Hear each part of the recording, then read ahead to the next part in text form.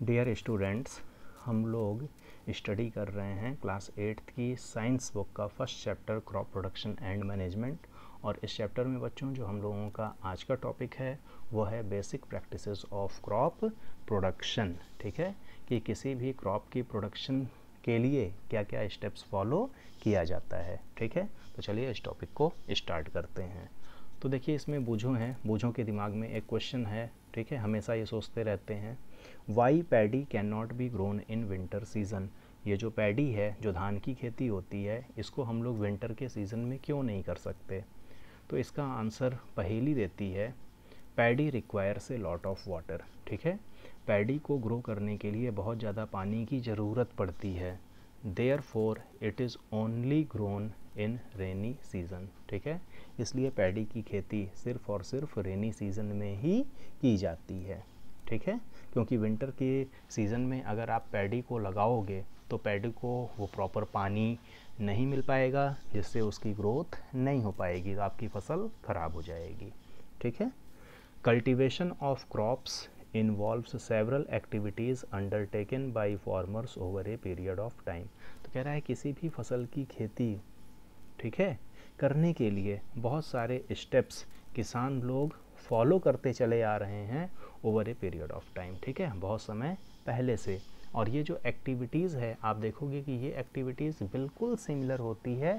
ठीक है, जिस तरह से एक गार्डनर जो है अपने गार्डन में काम करता है, या आप जब अपने घर के गमलों में किसी प्लांट को लगाते हो तो आप जो जो स्टेप्स फॉलो करते हो, सिमिलरली किसान लोग भी उसी स्टेप्स को फॉलो करते हैं। ठीक है, जैसे मान लो आपको अपने गमले में एक गुलाब के पौधे को लगाना है, तो आप गमले में क्या करते हो, सबसे पहले मिट्टी डालते हो, मिट्टी में खाद को डालते हो। ठीक है, मतलब आप मिट्टी को प्रिपेयर कर लेते हो। जब मिट्टी आपकी प्रिपेयर हो जाती है तब आप उसमें प्लांट को लगाते हो। ठीक है, प्लांट जब आपने उसमें लगा दिया, फिर आप उसमें पानी डालते हो। ठीक है, फिर धीरे धीरे आपका प्लांट जो होता है वो ग्रो करता है, उसमें आपके फ्लावर्स आने शुरू हो जाते हैं, फिर आप उसकी प्रॉपर केयरिंग करते हो। ठीक है, तो ये सारे स्टेप्स किसान लोग भी सिमिलर वे, जब उनको किसी फसल की खेती करनी होती है तो वो उस स्टेप्स को फॉलो करते हैं। ठीक है, तो आप क्या देखोगे, दीज एक्टिविटीज़ और tasks are referred to as agricultural practices which are listed below। तो ये जो एक्टिविटीज़ होती है जिसको फार्मर्स लोग फॉलो करते हैं किसी भी फसल के प्रोडक्शंस के लिए, उसको हम लोग एग्रीकल्चरल प्रैक्टिसेस बोलते हैं। और किसान लोग इन 7 स्टेप्स को फॉलो करते हैं किसी भी फसल की खेती जब वो करते हैं। तो सबसे पहला जो स्टेप्स होता है बच्चों, वो होता है प्रिपरेशन ऑफ सॉयल। ठीक है, कि जिस खेत में उनको अपनी फसल को लगाना है उस खेत की मिट्टी को प्रिपेयर करो, मिट्टी को जो है उपजाऊपन बना दो, कि मिट्टी के अंदर न्यूट्रिएंट्स आ जाए, मिनरल्स आ जाए, कि उसके अंदर जब भी हम प्लांट्स को लगाएं तो प्लांट्स का प्रॉपर ग्रोथ हो। ठीक है, जब मिट्टी प्रिपेयर हो जाती है बच्चों तो उनका सेकंड स्टेप क्या होता है, सोइंग। सोइंग का मतलब क्या होता है बच्चों, बुआई का काम करना। ठीक है, मिट्टी तैयार हो गई तब उसमें बीज को या प्लांट को उसमें लगाते हैं।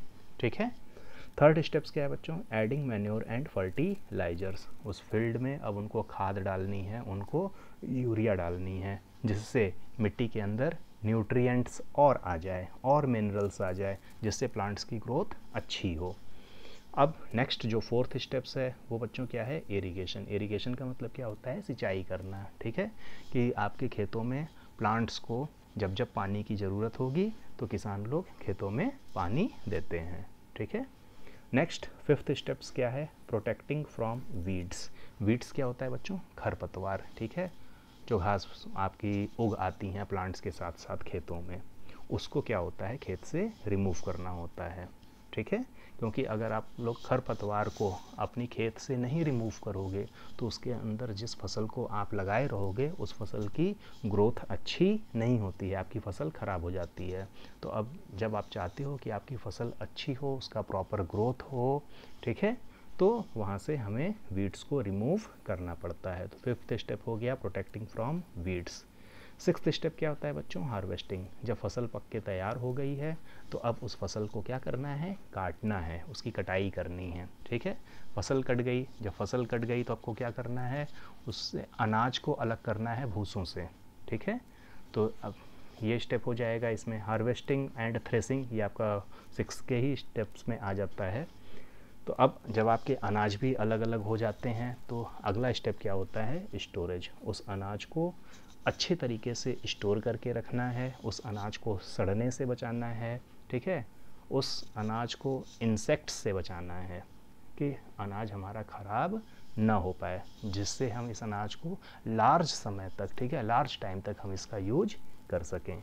तो ये 7 स्टेप्स होते हैं जो किसान लोग फॉलो करते हैं किसी भी क्रॉप के प्रोडक्शंस के लिए, ठीक है। और इस चैप्टर में इन्हीं 7 स्टेप्स के बारे में हम लोगों को डिटेल में स्टडी करना है, ठीक है बच्चों।